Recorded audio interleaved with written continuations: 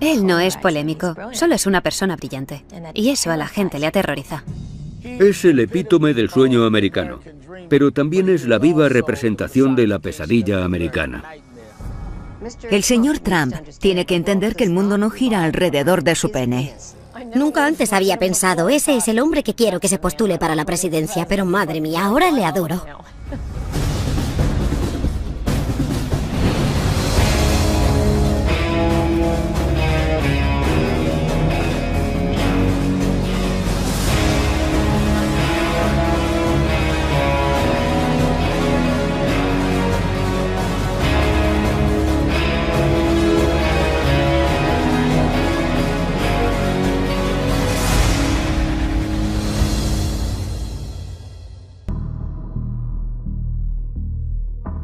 Cuando conocí a Donald Trump, estábamos en sus oficinas en el edificio Trump Tower, y lo primero que hizo fue enseñarme su despacho y me mostró todas las portadas de revistas de él mismo que tenía enmarcadas y colgadas en la pared. Debemos comprender que Donald Trump tiene una imagen muy cinemática de sí mismo. Lo que más le gusta hacer es sentarse en el sofá de su casa a ver películas y comer hamburguesas. Antes de meterse en el mercado inmobiliario, se planteó invertir en la industria cinematográfica.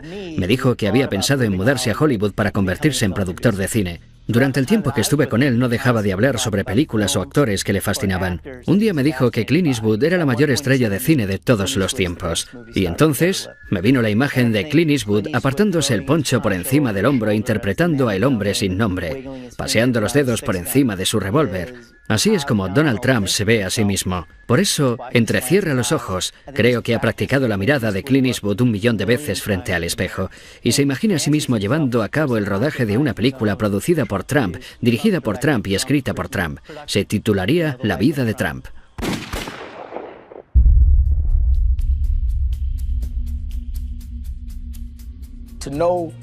Los que conocen a Trump y están con él se convierten en espectadores de su autoindulgencia.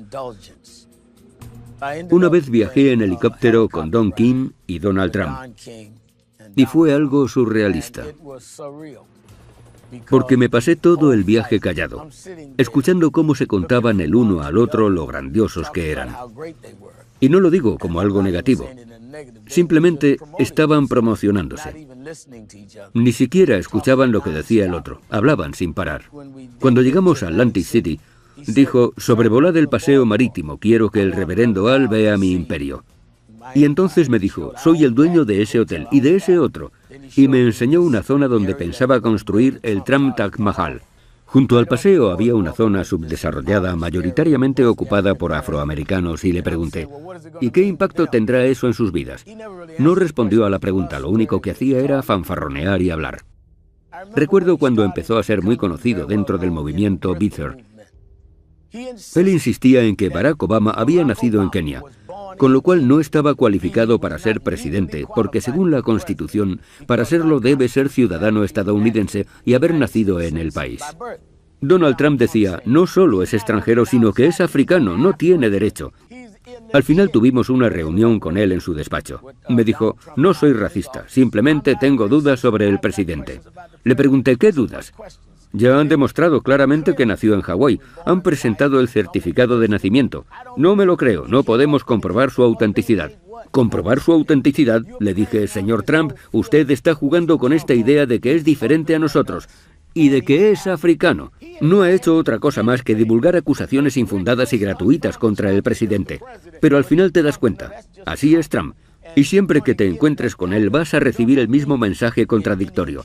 Por un lado, para algunos de sus simpatizantes, es el epítome del sueño americano. Pero también es la personificación de la pesadilla americana, porque es un tío que tiene todo el dinero del mundo, que puede hacer todo lo que quiera, pero no deja de atacar a los demás y es un resentido. Es como Archie Bunker de la serie All in the Family, pero con miles de millones de dólares. 1, 2, 3.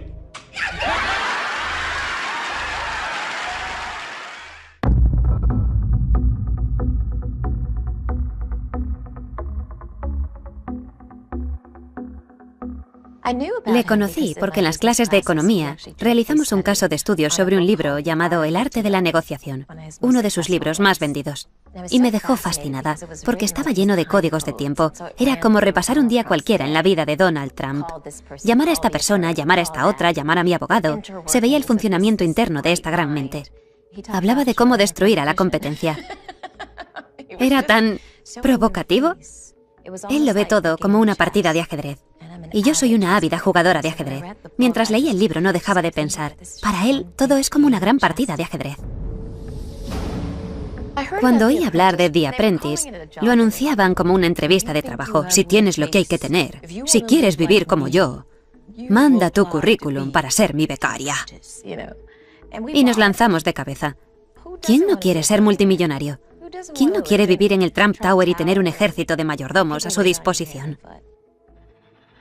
Donald Trump es la mente más brillante del mundo en cuanto a marketing y técnicas de venta. No tiene rival. Ya era muy famoso, pero se ha acabado convirtiendo en una superestrella, como una estrella del rock. You know, the show has gotten great reviews. I've gotten great reviews. Everything's gotten great reviews except for one thing, my hair. Todo el mundo decía, estás despedido, como en el programa. Todos querían estar cerca de él. He visto a gente enamorarse de él nada más conocerle. Gente que le apoya en todo lo que dice, que compra todo lo que vende, que hace cola por él, que le aclama. I am officially running for President of the United States, and we are going to make our country great again. Sabe que mientras la gente esté entretenida, mientras se sienta cautivada, mientras se mantenga la intriga, van a seguir viéndole, le van a prestar atención. Conoce mejor sus ángulos, sabe qué frases usar para elevar los ánimos, para bajarlos un poco, para dar énfasis, para suavizar. Conoce a su público. Sabe lo que esperan de él y él sabe dárselo.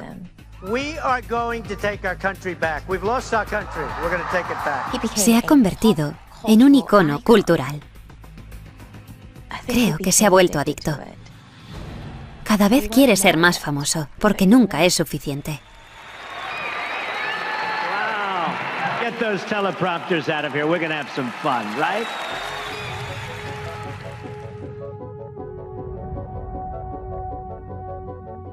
Mira, esta es una de mis posesiones más valiosas. De hecho, la guardo bajo llave. La Academia Militar de Nueva York fue el lugar donde Donald Trump se convirtió en líder por primera vez. Fue la primera vez que estuvo al mando de su propia compañía. En esta página aparezco justo al lado de Donald Trump. Si nos fijamos en esta fotografía del anuario, vemos que tiene una estrella a cada lado del cuello de la chaqueta. Eso es porque era un cadete condecorado. Donald Trump es un líder nato. Aprovechaba su sonrisa y encanto natural para llevarse bien con todo el mundo, y parecía que caía muy bien a todos. Con 17 años ya tenía a 40 cadetes bajo su mando. Era mi capitán, así que le conocí bastante bien. Donald era un chico algo rebelde y necesitaba aprender a canalizar esa rebeldía. Siempre me pareció un hombre con un objetivo muy claro, incluso por aquel entonces. Conseguía que todos cooperáramos para hacer lo que él quería. El sistema de valores que seguíamos era nunca mentir, engañar o robar a otros cadetes. Punto. No es que fuese una regla, era un código de honor que llevábamos dentro. Uno de los cadetes robó a otro. Le robó un mechero de gasolina. Se lo dije a Donald Trump y él dejó bien claro a todos que no quería que nadie hiciese nada, que nadie tomase represalias contra él, y todos le obedecimos. Donald le llevó a la oficina administrativa y expulsaron al cadete. Llevábamos una vida muy organizada. La corneta sonaba todos los días al alba. Teníamos que estar en formación 15 minutos después, listos para pasar revista. No podíamos ir a casa los fines de semana. Si teníamos suerte, nuestros padres venían a visitarnos el domingo y nos llevaban a comer fuera. Su madre y su padre venían a menudo. Eran estrictos pero cariñosos, especialmente su madre. Donald era muy conocido y muy querido. Se ganó el título de Casanova al final del año, y eso que ni siquiera había chicas en la escuela. He oído a Donald Trump decir que una de las mejores cosas que le han podido ocurrir en la vida es haber ido a NIMA, la Academia Militar de Nueva York. Los valores que asimilamos en ese entorno durante todo ese tiempo, sé que a Donald Trump le han marcado de por vida, al igual que a mí. El nudo de mi corbata es un doble Windsor. Es algo automático para nosotros. Es el nudo que hacíamos todos los días. Si Donald Trump lleva ahora mismo una corbata, la lleva con un doble Windsor. El Donald Trump que vemos hoy en la tele es el que ha sido siempre. No nos confundamos. Donald Trump proviene de una familia muy rica. No penséis en una familia rica cualquiera. Fred Trump amasó una fortuna de al menos 500 millones de dólares. La riqueza y las conexiones políticas de su padre fueron determinantes en el ascenso y éxito empresarial de Donald.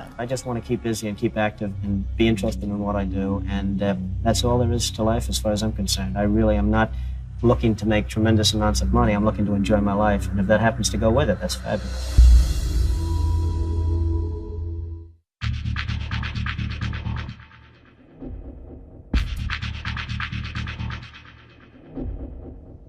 A lo largo de los años he tenido muchas reuniones con Donald Trump y durante esas conversaciones tenía la impresión de que él se veía a sí mismo como un forastero. Al principio creía que lo hacía para caerme en gracia, pero la verdad es que lo creía. Sentía que no formaba parte de lo que podíamos llamar la casta de sangre azul que dirigía Nueva York, que se había colado en ese entorno. Y su dinero, su glamour y la fama de su nombre nunca le hizo sentir que formaba parte del gremio del mercado inmobiliario. Él se sentía como un tío Queens, y no solo parecía querer colarse en ese mundo, sino también ridiculizarlo. Quería rebautizar todos los edificios con el nombre de Trump.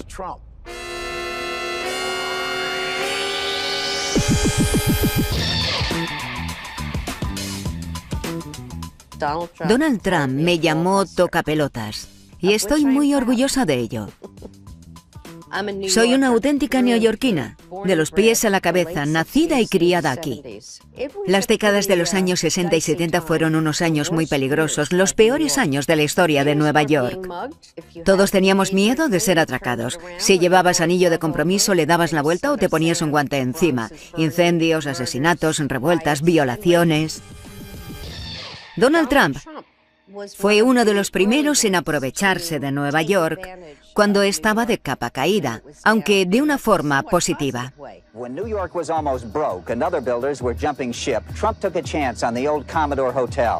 Él entendió que Nueva York tenía problemas o que la cosa estaba a punto de cambiar y se lanzó de cabeza para aprovechar la oportunidad y hacer negocios. Entonces vino al West Side y se encontró con su propio Waterloo. Trump's flashiest project is still on the drawing board. He and architect Helmut Jahn want to build a giant complex of offices, apartments, and shops on a 13-block site along the Hudson River.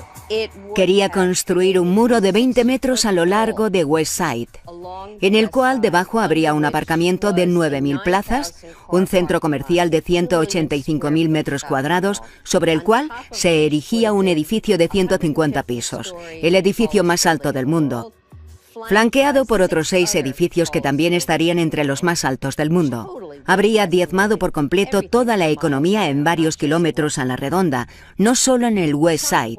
Trump era una figura muy influyente en esa época. Pidió al ayuntamiento que hiciese modificaciones en las leyes medioambientales y consiguió ponerlas en marcha. La idea de luchar contra Trump nació en la mesa de mi comedor, que es donde normalmente germinan las luchas populares. Organizábamos protestas, recogidas de firmas.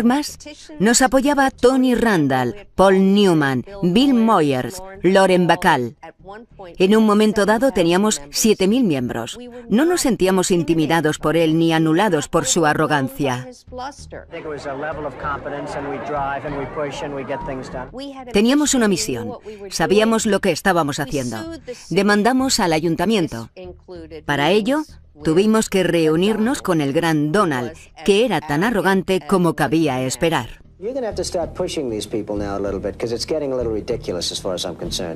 Trump aceptó nuestro diseño alternativo, que es lo que finalmente se construyó.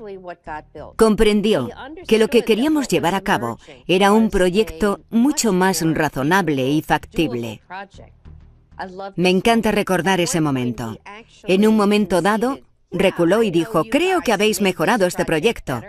Le miré y le dije: «Donald, quiero que algún día lo reconozcas públicamente».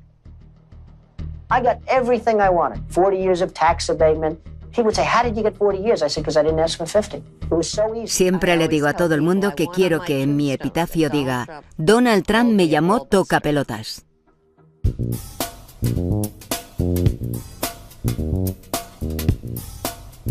A los 21 me aceptaron en la Facultad de Medicina Cornell. Así que me asenté en Nueva York, en Manhattan, en 1967, en el llamado East Village.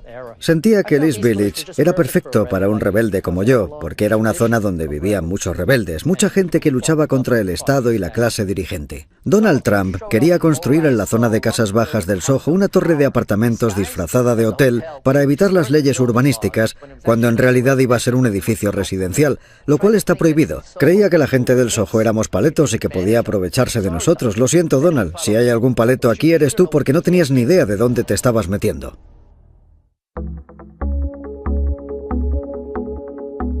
Nadie le impone nada a los vecinos de mi barrio. Nosotros somos los que decidimos qué queremos. Nadie puede decir qué es mejor para nosotros.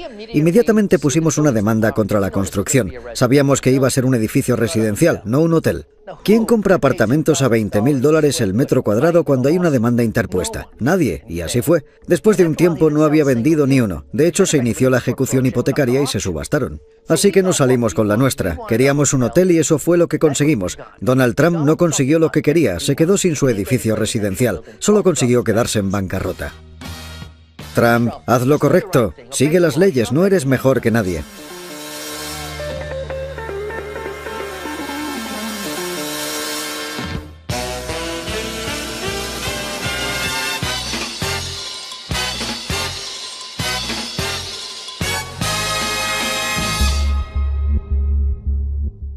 Siempre he sido abogada de derechos civiles, defensora de los derechos de las mujeres, abogada de las minorías que se han visto despojadas y privadas de sus derechos y que no han disfrutado de la igualdad de oportunidades en este país. Hemos defendido los derechos de las mujeres y de las minorías cuando hacerlo era algo muy impopular y controvertido, y sigue siéndolo en muchos aspectos. Jenna Talakova se inscribió en el concurso de belleza Miss Universo Canadá. Después de ser aceptada, el comité del concurso decidió expulsarla de la competición basándose en un requisito que debían cumplir las participantes: haber nacido mujer. Do you identify as trans or as a woman? To me, I am a woman. I've always been a woman. Habían violado los derechos de Jenna.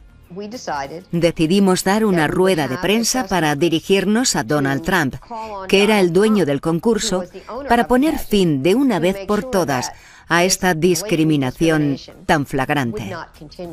Have you met Donald Trump? Not yet. Jenna tenía pasaporte canadiense, su carné de conducir y su certificado de nacimiento donde se indicaba que era una mujer. Y eso debería ser más que suficiente para el señor Trump. Ella no le ha pedido al señor Trump fotos de su nacimiento para ver su anatomía y para que demuestre que era un hombre. Después de dejar claro que no nos interesaban las fotos de su anatomía, el señor Trump llamó a TMZ para decir que seguramente me quedaría muy impresionada al ver su pene. Yo le respondí: no tengo una lupa suficientemente grande para ver algo tan pequeño. El señor Trump tiene que comprender que el mundo no gira alrededor de su pene ni del de nadie. Si alguna vez el mundo ha sido así, ya no lo es. A mí me pareció muy interesante porque me estaba insultando y atacándome directamente a mí. Esas cosas no me molestan porque el mensaje que yo entiendo es que he ganado la batalla y que tengo razón. Al final cedió. Creo que el señor Trump reconoció que en el fondo se trataba de un problema de derechos civiles. Pero al mismo tiempo, había creado una cortina de humo para no admitirlo. Gloria got involved 2 days afterwards. The decision was already made, so she's obviously just in this for publicity. Had I known she was involved, maybe I wouldn't have made that decision because she's easy to beat. Pero lo irónico de todo esto es que 1 año o 2 después fuimos al canal Fox News y de pronto entró el señor Trump en la sala de espera donde estábamos sentados. Pensé, oh no me ha dado tiempo para preparar a mi cliente. ¿Qué va a decirle? ¿Qué va a hacer? Y se acercó, le presenté a mi cliente y él le dijo, tiene usted a la mejor abogada que podría encontrar. No cesa hasta conseguir su objetivo, así que nunca la despida porque no va a encontrar a nadie mejor. Y me sonrió, me estrechó la mano y se fue. Pero por otro lado, su discurso cuando estaba ante las cámaras era muy diferente. A lo mejor el verdadero Donald Trump es una mezcla de esas dos personalidades.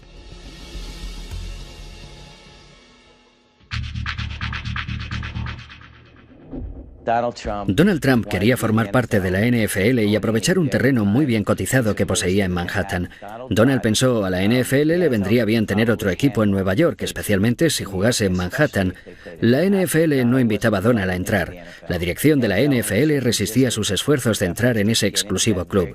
En 1983 estaba a punto de inaugurarse una nueva liga de fútbol americano, la United States Football League.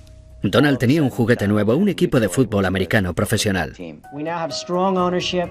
The NFL, when it was most successful, had 6 teams. At its zenith, at its highest point, they had 6 teams. That's the number of teams that we should have. No hacía falta rebuscar mucho para darse cuenta de que tenía otros intereses, sus propios intereses. El objetivo de la USFL era jugar la liga durante la primavera, cuando era la única liga en funcionamiento, cuando no se juegan otros partidos de fútbol americano. Él irrumpió en la escena diciendo, si Dios quisiese que el fútbol se jugase en primavera, no habríamos inventado el béisbol.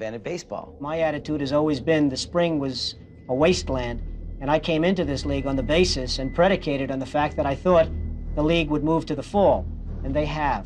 En los 80 solo había 3 cadenas y las 3 estaban ligadas a la NFL. La USFL había decidido trasladarse al otoño. Ninguna de las cadenas quería trabajar con ella, los estadios no estaban disponibles, ya no les quedaba dinero. Según se calculó, habían perdido unos $200 millones. Trump metió a la USFL en una demanda contra la NFL por haber violado los tratados antimonopolio. Based on what everybody tells me, based on common sense of the law, there is virtually no chance that we can lose this lawsuit.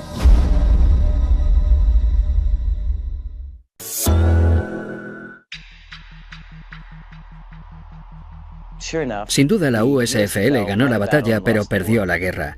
El juez determinó que la NFL había violado las leyes antimonopolio, pero debido a la forma en la que se llevó el caso, consiguieron quedar como los pobres indefensos que tenían que luchar contra un gigante vestido con trajes de $5.000. Donald Trump quedó retratado como un abusón que quería quedarse con todo el pastel. El juez concedió $1 en compensación a la USFL. Como se trataba de un caso antimonopolio, la multa por daño se triplicó, así que se quedó en $3. Fue el final de la liga, ni más ni menos.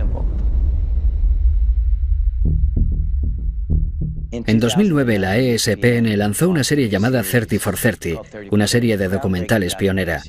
Los ejecutivos de la ESPN me pidieron que dirigiera un episodio y les contesté, bueno, solo me interesa si puedo hacer un episodio que se llame ¿Quién mató a la USFL? Ya sabéis a quién me refiero. Estuve detrás de Donald, pero se me resistió. Tenía un intermediario muy protector. Le mandaba cartas, emails, le llamaba constantemente, pero no obtuve ninguna respuesta. Después me pidieron hacer una entrevista para una serie llamada Sport Business Journal. Curiosamente, mi teléfono sonó al día siguiente y era el intermediario. Me dijo, el señor Trump está listo para recibirle.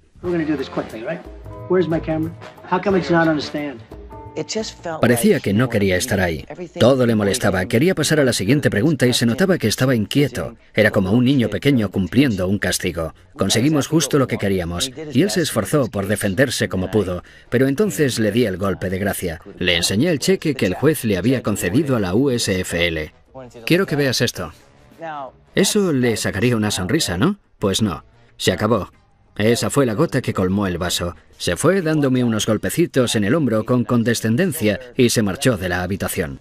Me dijo, espero que entiendas que lo he hecho lo mejor que he podido. Le contesté, bueno, Donald, yo no soy un director de cine y voy a intentar ser todo lo objetivo y justo que me sea posible. Vamos a hacer un estreno por todo lo alto. La ESPN te va a invitar, te mandará una limusina. Espero que puedas venir. Y me dijo, bueno, eso dependerá de ti, ¿no crees? Le mandé una carta y él me contestó, cuando Donald te manda una carta, simplemente coge la que tú le has mandado y escribe encima con un marcador negro. Dijo que era una película barata y que faltaba a la verdad. Terminó diciendo mucha suerte. Firmado Donald Trump. Postdata, eres un pringado.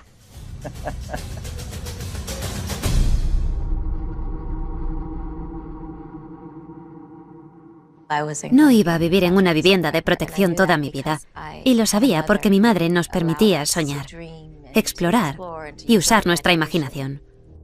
A pesar de toda mi educación, la primera escuela en la que me gradué fue en la de la vida. Aprendí muy pronto que el mundo era duro y que tenía que ser más dura para sobrevivir. Fui a la Casa Blanca nada más terminar el máster y se me presentó la oportunidad de colaborar como voluntaria en la Convención Nacional del Partido Demócrata y de trabajar con una abogada de derechos civiles que se convirtió en mi mentora. Ella me ayudó a entrar en la Casa Blanca y a trabajar para el vicepresidente Al Gore. Después dejé la oficina de Al Gore y empecé a trabajar para Bill Clinton. Esa fue la época más convulsa de la Casa Blanca de los últimos tiempos. Hasta tuvimos una audiencia para la destitución del presidente. Por el amor de Dios, por decirlo de forma suave, acabé harta de la política. Mis compañeros de la Convención Nacional del Partido Demócrata me hablaron de The Apprentice. Ellos también eran muy ambiciosos y me comentaron que había un nuevo programa que Donald Trump iba a hacer con Mark Burney. No se lo dije a nadie, pero pensé, voy a presentarme al concurso. Donald Trump buscaba a alguien que luchase para convertirse en director ejecutivo de su compañía. Quería personas como él. Honestas, provocativas, agresivas. Sabía que mi presentación marcaría el tono de mi relación con Donald Trump y tenía que diferenciarme de los demás. Donald Trump no me intimidaba, pero el proceso sí. No había reglas claras. Se hacía lo que Donald Trump decía. Lo que a él le apeteciese en el momento. Era el que decidía quién se iba a casa, fuese justo o no. Era el programa de Donald Trump, y eso sí me intimidaba. Siempre que entraba en el despacho, sabía que me la estaba jugando. Porque cuanto más forzase la situación, más famosa me hacía. Cuanto más agresiva fuese, cuanto más discutiese, cuanto más pelease, cuanto más insultante fuese, más fama adquiría mi marca, más crecía mi nombre, más gente quería verme en la tele. Finalmente me dijo esa terrible frase: «Estás despedida», con la mano así. Mi ambición iba más allá del concurso. Yo estaba jugando a un juego dentro del juego. No solo quería que los espectadores de The Apprentice supiesen mi nombre, quería que el mundo entero me conociese. La gente suele preguntarme por Donald, sobre si es tal y como parece, cuando en realidad Donald está jugando a un juego dentro del juego y está ganando. Y cuando no gana, cambia de juego y la gente no sabe seguirle el ritmo. Él no es polémico, solo es una persona brillante.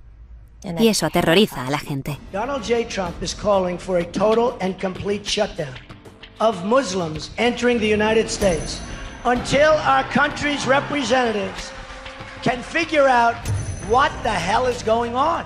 La gente está cansada. Está cansada de que los políticos les digan una cosa y luego hagan lo contrario. Pero confían en lo que él dice. La gente que apoya a Donald sabe que lo que dice es lo que va a hacer. Porque todo lo que ha dicho en el pasado lo ha hecho. We're bringing our jobs back, folks. We're bringing our jobs back. We're going to bring them back.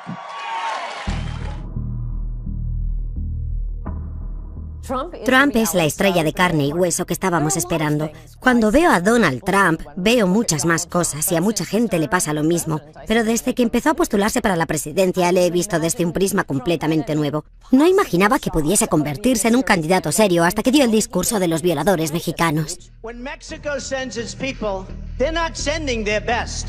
They're not sending you. They're not sending you. They're sending people that have lots of problems. And they're bringing those problems with us. They're bringing drugs, they're bringing crime, they're rapists, and some, I assume, are good people. Eso no formaba parte del discurso que llevaba preparado, eso le salió del corazón. Yo sabía que en cuanto un candidato empezase a anteponer los intereses de Estados Unidos a los de los extranjeros y a los de algunos plutócratas, ascendería meteóricamente en los sondeos. Llevo mucho tiempo rogándoles a los candidatos presidenciales republicanos, literalmente rogándoles, que incluyan el problema de la inmigración, y nunca me han hecho caso.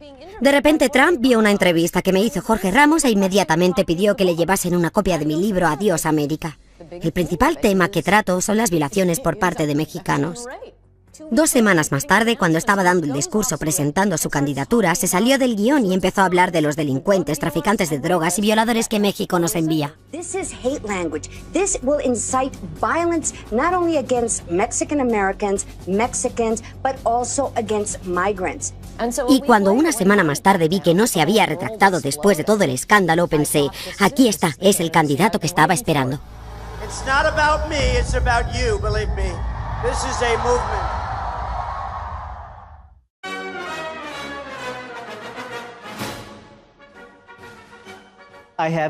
He pasado mucho tiempo con Donald Trump. Creo que cuando más estuve con él fue entre 2003 y 2005. Por aquel entonces cubrí un reportaje sobre él para New York Times y después estuve escribiendo el libro. Trump Nation habla de cómo el autobombo le da ventaja, a menudo a costa de mentir sobre sus logros reales, y de cómo estampar su nombre sobre todo tipo de objetos, desde vodka hasta colchones, pasando por ropa interior y rascacielos, es una señal de éxito. Este fue un momento muy interesante para mí.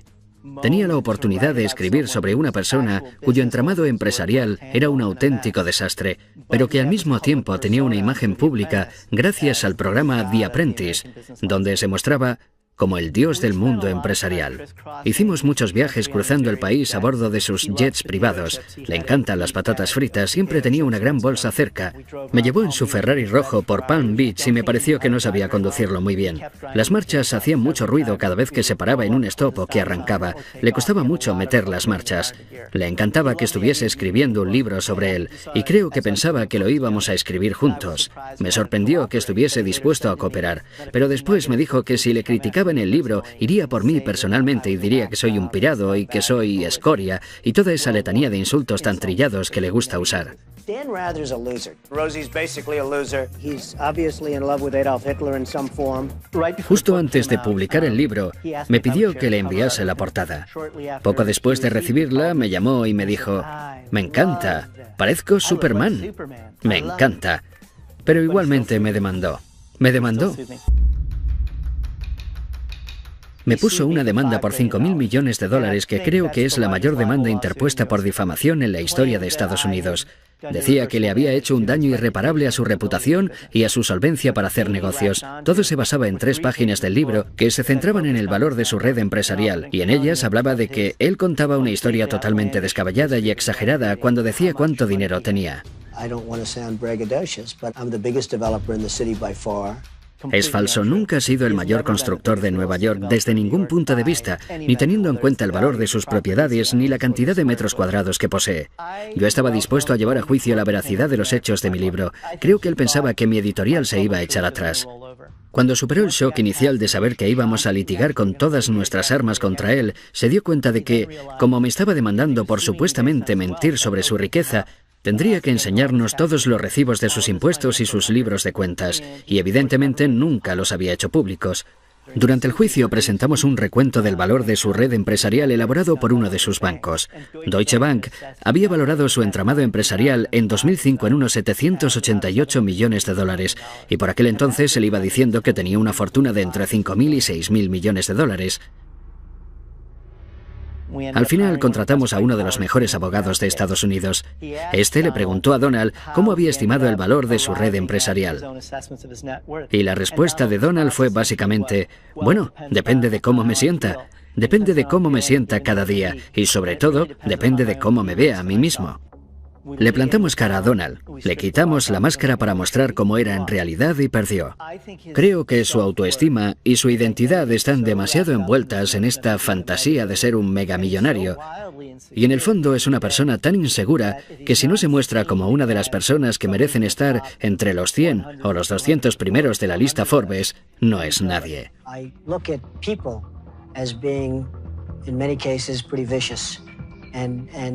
Unless you're going to have a certain way, you're going to be eaten alive.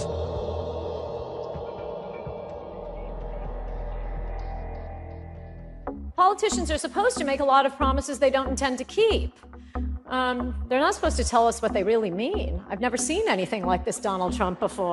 Nadie, salvo un multimillonario excéntrico que ama a Estados Unidos, podría hacer lo que él está haciendo. Porque sus contribuyentes le dirían, no, ese no es nuestro mensaje. Demuestra tener mucho carácter porque está dispuesto a perder dinero, a perder amigos en su mismo vecindario. No está tomando una decisión muy popular.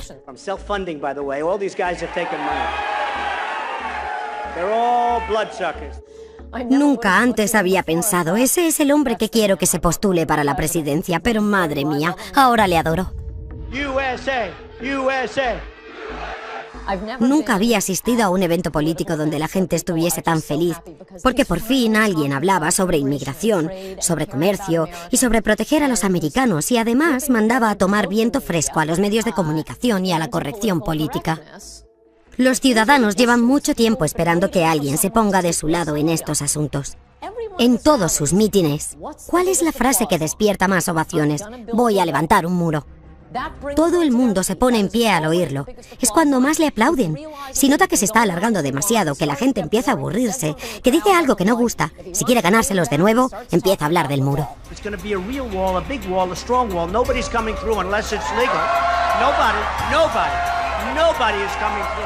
Y los medios de comunicación no quieren hablar de estos temas, simplemente dicen, ¿por qué gusta tanto? No lo entendemos. Pues hablad de los problemas reales. La candidatura de Donald Trump se basa en el colapso del sueño americano. Y no hablo del típico cliché, ni siquiera me refiero exclusivamente al aspecto económico. Tener un trabajo es importante, el respeto por uno mismo es importante. Preocuparnos por nuestra familia, por nuestra ciudad, por nuestro país, en lugar de preocuparnos por el resto del mundo. Es totalmente imperdonable que ningún partido defienda todo esto. Y Trump ha llegado diciendo, voy a poner a los Estados Unidos en primer lugar. ¿Esa es su idea revolucionaria? ¿Y nadie es capaz de competir contra él?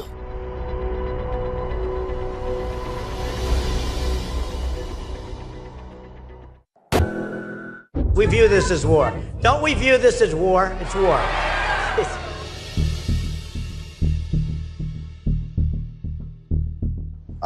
Gran parte del pueblo estadounidense está muy enfadado. No dejan de mandar representantes a Washington para que cambien las cosas, pero nada cambia. Y la cosa va cada vez peor. Y a menos que alguien luche por ellos, nada va a cambiar. Estados Unidos es ahora igual que la Roma antigua. La ciudad se está desmoronando a nuestro alrededor y el pueblo solo quiere ir al Coliseo. Estamos en ese punto y Donald Trump resulta que lo ha comprendido. Muchos dicen que tiene que cambiar esa actitud y tiene que empezar a comportarse como un presidente. Pero lo cierto es que estamos siendo testigos de un combate de lucha libre y si no sabes comunicarte con el público de la lucha libre, no vas a llegar a ninguna parte. Da igual lo lógicos que sean tus argumentos. The world laughs at us. They won't be laughing if I'm president. Creo que el objetivo final de Donald Trump, cuando empezó a postularse para presidente, era desarrollar y afianzar influencias políticas y ganar más poder. Y creo que en algún momento, al ver todas esas masas y toda esa gente apoyándole, empezó a pensar, puedo ganar estas elecciones. Pero en el fondo no estoy convencido de que quiera ser presidente. Creo que si un día se despertase y tuviese que dirigir el país, para él sería una auténtica pesadilla, porque ni siquiera sabe dirigir su negocio correctamente. No es un buen director, pero es un promotor excepcional, y no tiene que dirigir nada mientras que sea capaz de seguir jugando con humo y espejos. Y él sabe jugar con ellos mejor que nadie que yo conozca. We have huge deficits, we have huge unemployment, we have huge problem, and we're not respected. Estoy segura de que me pasaré los próximos 8 años criticándole por haber hecho esto o lo otro, pero creo que va a construir el muro. Creo que va a limitar y a prohibir completamente la inmigración de musulmanes, a reducir la inmigración en general y a deportar a los extranjeros ilegales. Si le quitamos los grilletes a las fuerzas del orden, vamos a librarnos de muchos inmigrantes ilegales, y los estadounidenses llevan mucho tiempo pidiendo a los políticos que lo hagan, pero no les hacen caso. We have thousands of people trying to get in. Should we let them in or not?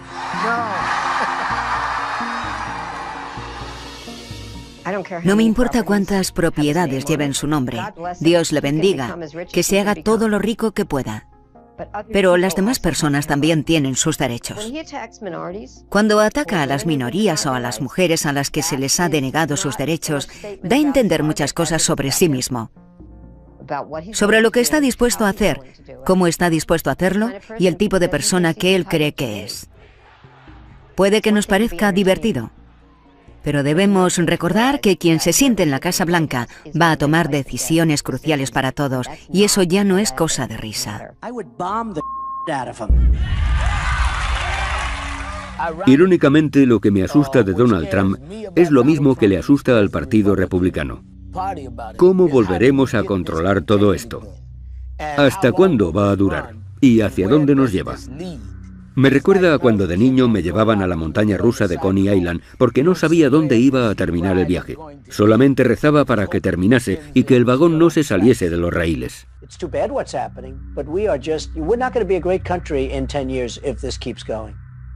La gente siempre me pregunta, si Donald ganara, ¿te irías con él a trabajar a la Casa Blanca? Y les digo, por supuesto. Creo que servir al país que amo es una oportunidad única que no puedo desaprovechar. Y además me gustan las armas y el dinero. Comercio, tesoro, defensa, exteriores, donde me necesite, señor Trump, ahí estaré. Lo peor que podéis hacer es subestimar a Donald Trump. Nunca, nunca subestiméis a Donald Trump. Creo que la Casa Blanca de Trump tendría unos 50 pisos de altura. Estaría pintada de dorado, instalaría luces intermitentes por toda la avenida Pensilvania. El Air Force One estaría incrustado de diamantes. La televisión emitiría más charlas del presidente junto a su chimenea de las que querríamos ver en toda nuestra vida. Aparte de eso, puede ser un buen presidente, pero cualquiera que piense que Donald Trump va a desaparecer está tremendamente equivocado. Y me dejó fascinada, porque estaba lleno de códigos de tiempo. Era como repasar un día cualquiera en la vida de Donald Trump. Llamar a esta persona, llamar a esta otra, llamar a mi abogado. Se veía el funcionamiento interno de esta gran mente. Hablaba de cómo destruir a la competencia. Era tan provocativo. Él lo ve todo como una partida de ajedrez. Y yo soy una ávida jugadora de ajedrez. Mientras leía el libro no dejaba de pensar. Para él, todo es como una gran partida de ajedrez. Cuando oí hablar de The Apprentice, lo anunciaban como una entrevista de trabajo. Si tienes lo que hay que tener, si quieres vivir como yo, manda tu currículum para ser mi becaria. Y nos lanzamos de cabeza. ¿Quién no quiere ser multimillonario? ¿Quién no quiere vivir en el Trump Tower y tener un ejército de mayordomos a su disposición? Donald Trump es la mente más brillante del mundo en cuanto a marketing y técnicas de venta. No tiene rival. Ya era muy famoso, pero se ha acabado convirtiendo en una superestrella, como una estrella del rock.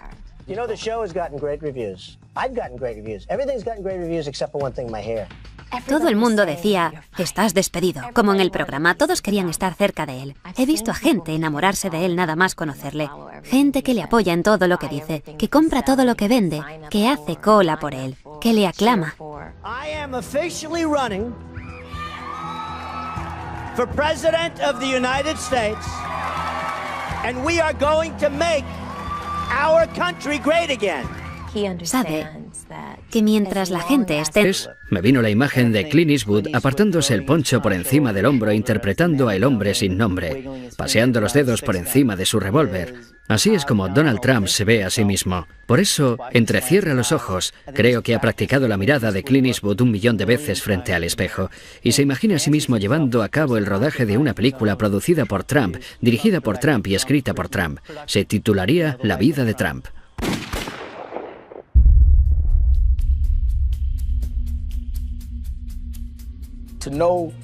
Los que conocen a Trump y están con él se convierten en espectadores de su autoindulgencia.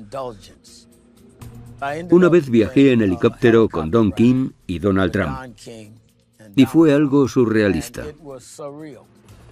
Porque me pasé todo el viaje callado, escuchando cómo se contaban el uno al otro lo grandiosos que eran.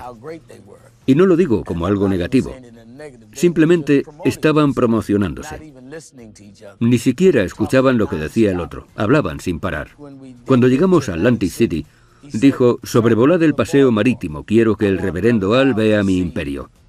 Y entonces me dijo, soy el dueño de ese hotel y de ese otro, y me enseñó una zona donde pensaba construir el Trump Taj Mahal.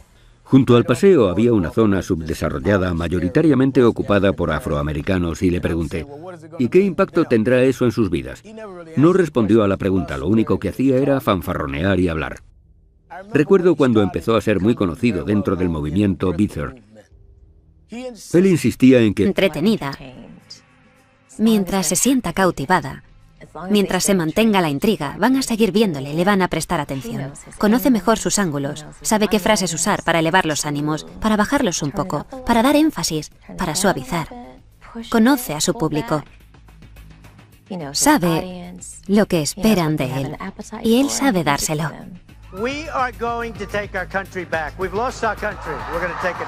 Se ha convertido en un icono cultural. Creo que se ha vuelto adicto.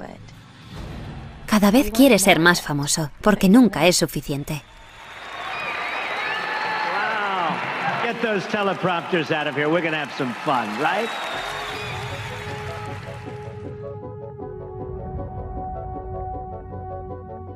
Mira, esta es una de mis posesiones más valiosas.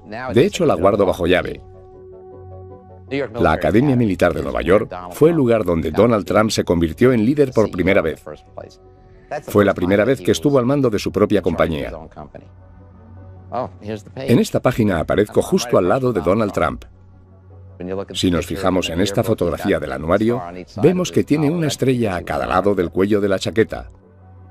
Eso es porque era un cadete condecorado. Donald Trump es un líder nato. Aprovechaba su sonrisa y encanto natural para llevarse bien con todo el mundo y parecía que caía muy bien a todos. Con 17 años ya tenía a 40 cadetes bajo su mando. Era mi capitán. Así Barack Obama había nacido en Kenia, con lo cual no estaba cualificado para ser presidente, porque según la Constitución, para serlo debe ser ciudadano estadounidense y haber nacido en el país. Donald Trump decía, no solo es extranjero, sino que es africano, no tiene derecho. Al final tuvimos una reunión con él en su despacho. Me dijo, no soy racista, simplemente tengo dudas sobre el presidente. Le pregunté, ¿qué dudas? Ya han demostrado claramente que nació en Hawái. Han presentado el certificado de nacimiento. No me lo creo, no podemos comprobar su autenticidad.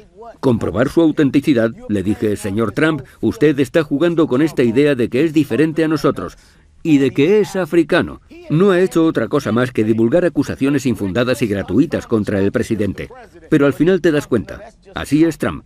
Y siempre que te encuentres con él vas a recibir el mismo mensaje contradictorio. Por un lado, para algunos de sus simpatizantes, es el epítome del sueño americano. Pero también es la personificación de la pesadilla americana, porque es un tío que tiene todo el dinero del mundo, que puede hacer todo lo que quiera, pero no deja de atacar a los demás y es un resentido. Es como Archie Bunker de la serie All in the Family, pero con miles de millones de dólares. 1, 2, 3.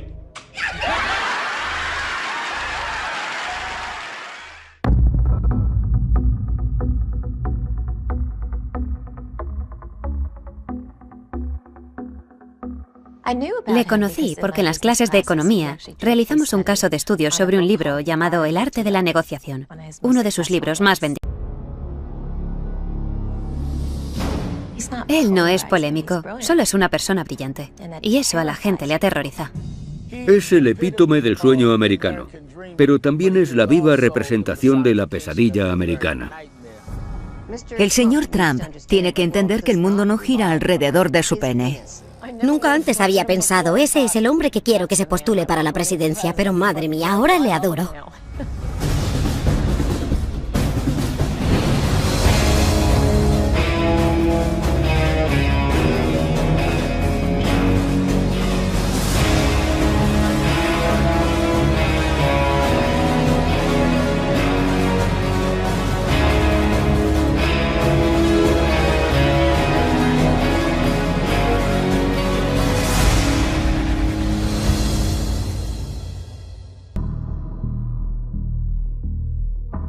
Cuando conocí a Donald Trump, estábamos en sus oficinas en el edificio Trump Tower, y lo primero que hizo fue enseñarme su despacho y me mostró todas las portadas de revistas de él mismo que tenía enmarcadas y colgadas en la pared. Debemos comprender que Donald Trump tiene una imagen muy cinemática de sí mismo. Lo que más le gusta hacer es sentarse en el sofá de su casa a ver películas y comer hamburguesas. Antes de meterse en el mercado inmobiliario, se planteó invertir en la industria cinematográfica. Me dijo que había pensado en mudarse a Hollywood para convertirse en productor de cine. Durante el tiempo que estuve con él no dejaba de hablar sobre películas o actores que le fascinaban. Un día me dijo que Clint Eastwood era la mayor estrella de cine de todos los tiempos. Y entonces